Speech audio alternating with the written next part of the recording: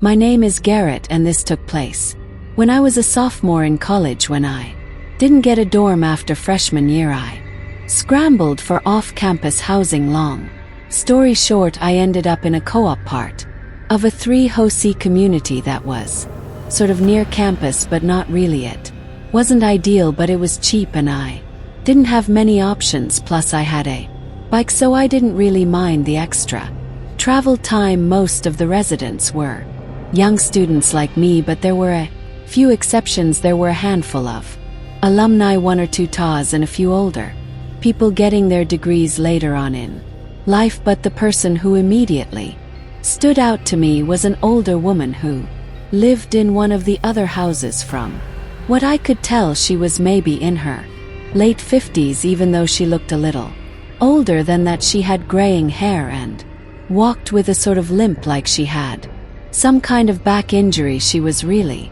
quiet and mostly kept to herself, and she always had this blank expression on her face. I assumed she had some kind of connection to the university, maybe faculty or maybe an alumni, but no one explained, and I didn't ask. The first time I saw her do something strange was in our common kitchen, which was a little weird to begin with because the 2 other houses had their own kitchen, so I wasn't sure why she'd be hanging out in ours. She wasn't cooking or eating or even talking to anyone. She was just standing there while the rest of us were talking and running around making dinner and listening to music. She didn't try and join in, she just watched us blankly.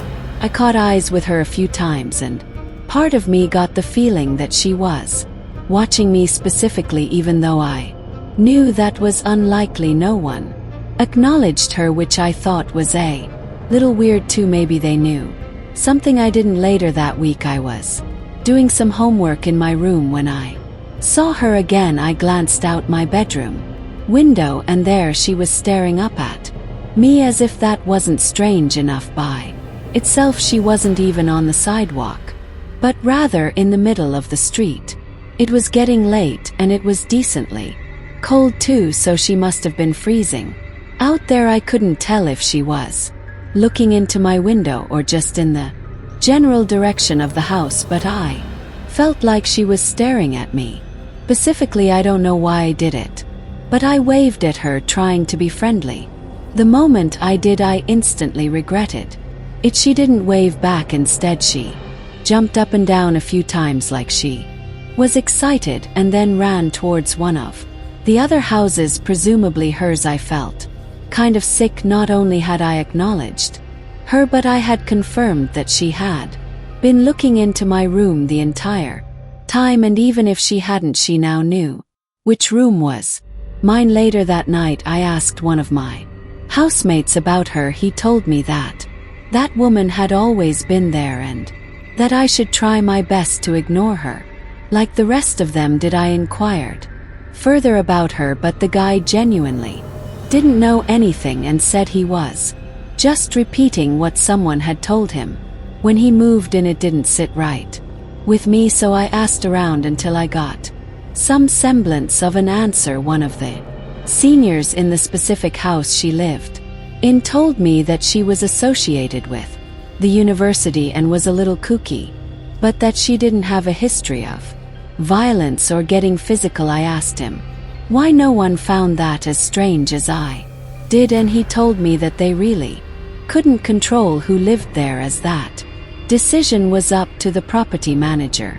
I wasn't fully satisfied with that answer, but there was nothing I could do, so I tried to just block her out of my mind. But then it got worse. One night I walked out of my room and nearly ran into her. She was in the hallway, standing right in front of my door. I literally jumped back because she caught me so off guard. It was past midnight on like a Tuesday, so the house was mostly dead. She didn't say anything when she saw me. She barely even reacted. Instead, she just turned and walked away as if I were the one who had intruded on her. I'm not going to go into every little detail, but there were several more occurrences like that one where I caught her either snooping somewhere where she had no business being or doing something she had no business doing. At some point I lost my room key. All 3 houses had once been part of the same hotel, so all the rooms had personal locks and keys. It was a co-op, so most people just left their doors unlocked, but I was someone who couldn't sleep comfortably knowing someone could just walk into my room, so losing my key was a big deal. Everyone had a spare, including me, but I was pissed because I'd have to go make a copy of the key, and that was an extra annoyance I couldn't afford at the time. A few nights later I woke up randomly in the night. I wasn't sure why at first, but then I heard it. There was a soft bumping coming from my closet every 20 seconds. So it sounded like something shifting behind the door, like something was moving inside of my closet. I'm not one to scare easily, and I'm definitely not one to be helpless in a danger situation. So I was going to deal with this myself. I quietly got out of bed and took a deep breath. I slowly walked over to the closet, trying to keep my breathing under control. My heart was racing in one fluid motion. I ripped the closet door open and screamed like a crazy person. Just as I expected, the woman was in there. She had one of my ties wrapped around her neck and her eyes were wide open. She was holding a kitchen knife with her other hand. My scream must have startled her, because before I could react, she lunged at me with the knife outstretched. I screamed again, only this one wasn't pretend. It was a scream of pure fear. I wrestled her to the ground and was able to disarm her pretty easily, given how frail and small she was. That didn't make the situation any less terrifying, though. She kicked and fought and bit as I pinned her to the ground, screaming. The whole time I yelled for help, and I heard some doors slam, followed by some of my housemates running down the hall. My friend Lee immediately helped me immobilize the woman, and the 2 of us kept her pinned while someone else called the police. The rest of the night was a blur. The police got there quickly and arrested her on the spot. By that point she had stopped screaming, but she refused to say anything either, which was extremely unsettling. The cops found my room key on her. Real big shocker there. A few weeks later we got our answer about who she was. Apparently she was the property manager's sister, who he had been letting live there under the radar. She had severe mental health issues, and instead of getting her proper care, he had just thrown her into one of the unoccupied rooms. I believe the property manager was eventually arrested for negligence and a slew of other things, and rightfully so. I honestly blame him so much more for what happened than her. If anything, I feel bad for her, but my pity won't erase the fact that she tried to kill me. I could have lost my life that night. I have no idea why she seemed so interested in me specifically, but I can only hope nothing like that ever happens to me again. I'm graduating soon, and I'm definitely going to miss college, but I don't think I'll ever be able to look back at my time here without thinking about that music night. This isn't really my story, but I essentially watched the whole thing happen, so I'm telling it anyway. I've lived in a modest 2-story home with my husband Benjamin for the better part of 20 years now. All of our kids are out living their own lives. I couldn't be prouder, but I'm about to tell you happen. Last year someone had just moved into the house across the street, which was really nice because I was getting sick of looking out at a vacant house all the time. I'm retired, so I spend a lot of time on my front porch knitting, reading, enjoying the weather with my husband. You name it. I also listen to a lot of true crime podcasts out there, and sometimes I'll just play music. The person who moved into the house across the street was a young guy, maybe mid-20s. He drove an expensive-looking BMW and always dressed in flashy clothing, so I figured he was either well off or seriously pretending. I hope I'm not giving the wrong impression about him. He was actually really sweet. He introduced himself to us after a few days. His name was Quinn, and he was a few years out of college. Like I had guessed, he was a really bright guy and got along really well with Benjamin. They laughed and talked about sports, and Benjamin even dropped a few of his own college stories that I hadn't heard in a long time. Quinn said he worked in the entertainment industry and that he did freelance work for some internet personality person. Whatever that means, it kind of went over my head, but it must have been lucrative. He looked pretty wealthy. Like I said, he talked about stocks with Benjamin and told us about some of the investments he was making. All in all, he seems like a nice guy. Things were normal for a few months. Like I said, I spent a lot of time on my porch, so Quinn would often wave to me when leaving his house, and I always waved back. I can't remember exactly when, but I started noticing the same girl going over to Quinn's house. Every so often she drove a little white convertible, and she was pretty young.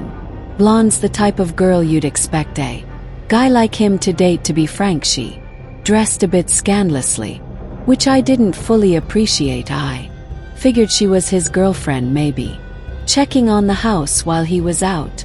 She had her own house key, so it made sense. It became a regular thing. Once, maybe twice a week, I'd see that car roll up while Quinn was gone. She'd go inside, stay for a while, then leave. I didn't really understand what she was doing, but young people date differently these days, so I kept my thoughts to myself. Then one evening I saw them together. Quinn pulled into his driveway with her in the passenger seat. That confirmed it. She was his girlfriend, just as I had assumed, but shortly after that day things started getting tense. At least that's what it seemed like. One afternoon I was out tending to my little garden when I heard shouting from across the street. Quinn and the girl were standing in the driveway yelling at each other. I couldn't catch what they were arguing about, but I didn't need to. She kept throwing her hands in the air, practically spitting her words at him. It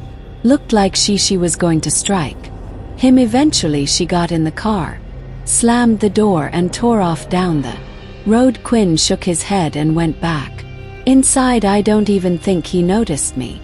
I figured it was a lover spat every couple fights, and it wasn't my place to butt in where I was unwelcome. But then I saw that girl's car in front of his house again when he wasn't home. Not once, not twice, but multiple times. I told Benjamin, and he said it was rude to pry, and that I should just leave the poor boy alone, which I agreed with. But then came the night everything went sideways. Benjamin and I were asleep when we woke up to sirens blaring outside. We rushed outside, joining the handful of neighbors who had come out to see what was going on. Quinn's house was swarming, police cars and ambulance, the whole nine. We watched as the cops emerged from his house with that girl in handcuffs. She didn't struggle or scream, just accepted what was going on and stared ahead with a blank expression. We saw Quinn being rushed outside on a stretcher. He was a bloody mess, and I gasped at the sight. We didn't see him for a week after that. I was worried sick when he finally came back. Benjamin and I walked over to check on him. He let us in without hesitation and told us everything. Apparently that girl, her name was Ellie, had confessed to everything, making things easy for the police. For starters, she wasn't supposed to have his house key. She had stolen his spare and made a copy without him knowing. According to him, she started asking him for things: fancy dinners, jewelry, expensive trips. When he hesitated, she got possessive and angry, which was when things started going downhill in their relationship. Every time she had shown up unannounced to his house, he hadn't been aware she had access to his location through his phone, which I didn't even know was possible. She had gone through all of his stuff, but worst of all, she had planted hidden cameras in his room. Every time she went back to his house when he wasn't there, she was replacing the camera batteries and making sure they were still working. The argument between them that I overheard was Quinn's attempt at breaking up with her. She refused, and Quinn reluctantly agreed to go on a break. Ellie had seen everything through the cameras, and the next night she went to his house with a knife. I'm not going to explain the rest. You get the idea. Somehow Quinn managed to get her to the grounds, but not before she seriously injured him. The doctor said he was an inch away from needing surgery or dying, Benjamin, and I tried to console him, but he was visibly shaken. The last thing he said before we left was that he had learned his lesson about flaunting his money, especially around pretty girls. He moved out not long after.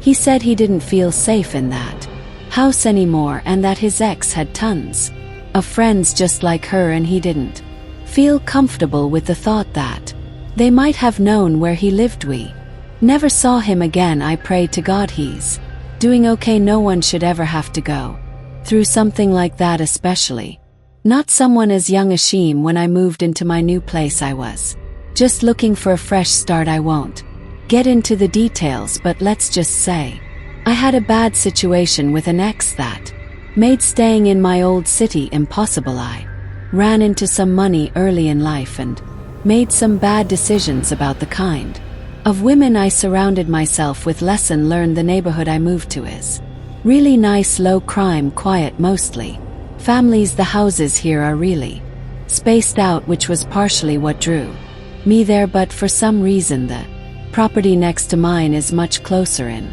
proximity than most of the other properties are to each other, and by the way, that house next door is huge. When I first saw it, I thought I could easily fit a family of 10. That's honestly what I assumed at first, that a big family lived there, great-grandparents and everything, but I could not have been more wrong. Even though I tried to be low-key, I wasn't going to be a rude neighbor. I took it upon myself to introduce myself to everyone in the neighborhood. For whatever reason, I decided to introduce myself to my next-door neighbors last. I couldn't tell you why. Everyone else I met seemed really sweet and genuine. I'd say 90% of them were parents of young children, and yes, they were all slightly intimidating, purely based on how successful they seemed to be. I wasn't too sure how a younger guy like myself would easily blend into a community like that, but that was more of a personal concern. When I got around to meeting my next-door neighbor, my social battery was mostly drained from having spent the day making small talk with strangers. I knew if I just went back home, I was never going to be as motivated to meet them, so I just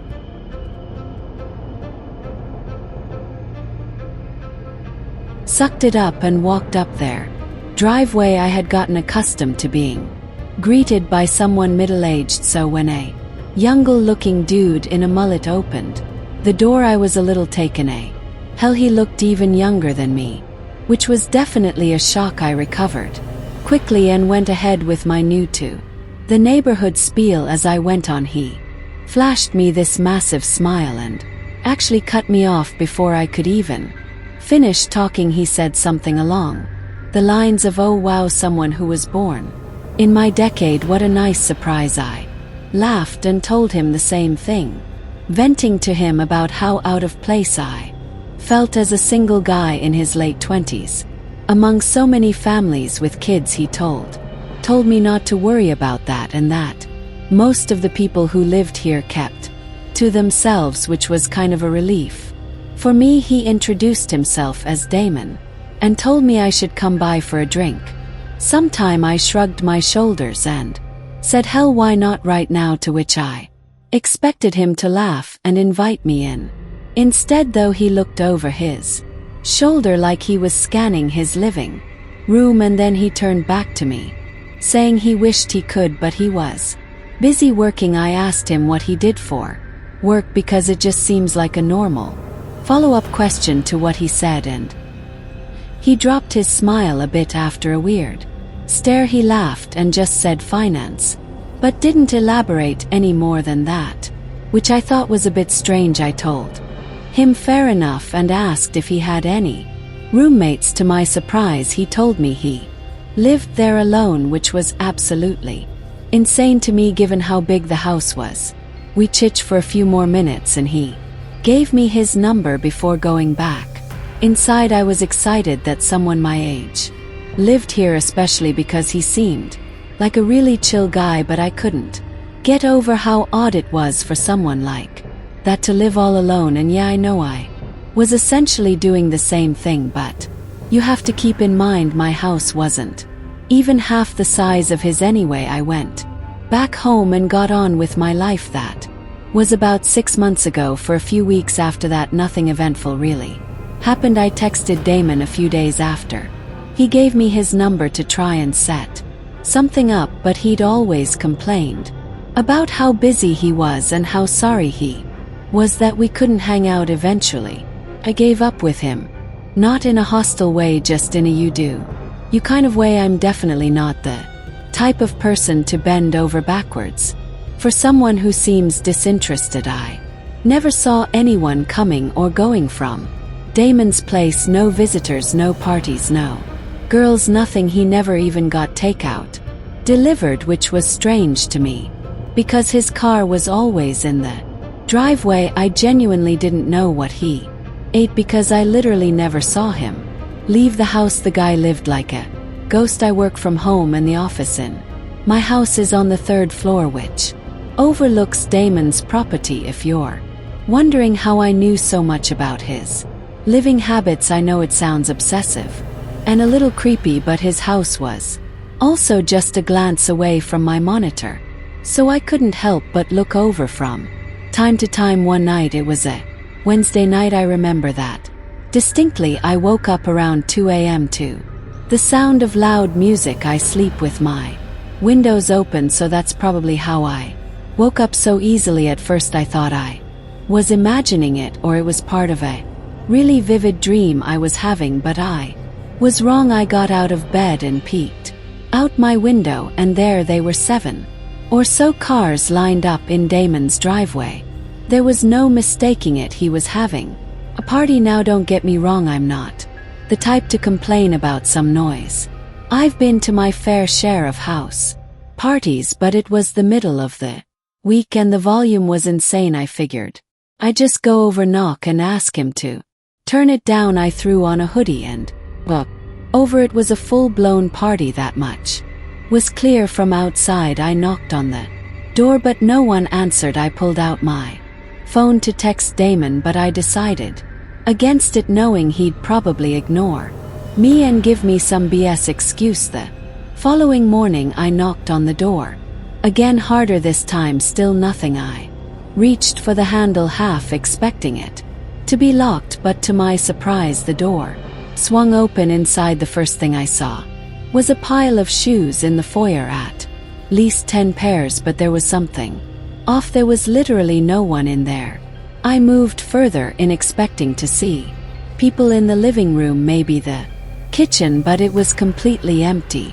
There weren't even any drinks left out. I could hear people over the music that I was playing in the background though, which I didn't understand, but then I really listened to it and everything hit me all at once. It wasn't even music really, it was a recording, a literal recording of people laughing, yelling, clinking glasses. The whole party was fake, all of it, but that didn't make sense to me. It still didn't explain the shoes or the cars. There were people in that house, that much was certain. I should have turned around right then, but I needed to know what was going on. I moved discreetly around the house until I saw a door that was slightly ajar. I gently pushed it open and it led down to the basement. I'm not sure how I knew, but something told me what I was looking for was downstairs. It was dark down those stairs, with the except of a very faint light coming from somewhere I couldn't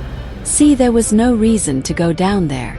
I knew that, but I did it anyway. I got to the bottom of the stairs and looked around. The light was coming from another door somewhere deeper in the basement. I crept towards it, and as I got closer I started to pick up on another noise I hadn't been able to hear earlier over the music. It sounded almost mechanical. It was this heavy rhythmic grinding like heavy machinery or a buzzsaw or something. I got a little closer.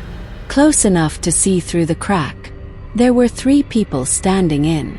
They're looking across the room at something that was out of view. They were all older-looking guys, significantly older than Damon. They were wearing heavy-duty work clothes and had on these protective goggles and thick rubber gloves. I also realized they were wearing what looked like work boots, even though I had seen all those other shoes upstairs under different circumstances. I would have assumed that they were construction workers. I really wanted to see what they were looking at, but it was too far out of view. After a few seconds of me just standing there, I started to pick up on this awful bleach smell, or some kind of cleaning solution. That's what did it for me. I started to feel this awful pit in my stomach, like my life was in danger. I can't explain it. I turned to leave, trying to be as quiet as possible as I was finding my way back to the stairs. The light from behind me suddenly dimmed, like someone had shut the door behind me. I didn't actually hear the door over the music, but I felt it. I sprinted up the stairs as fast as I could. I ran through the house and burst out the front door. I didn't run directly to my house. I jumped my own fence and made it to the backyard.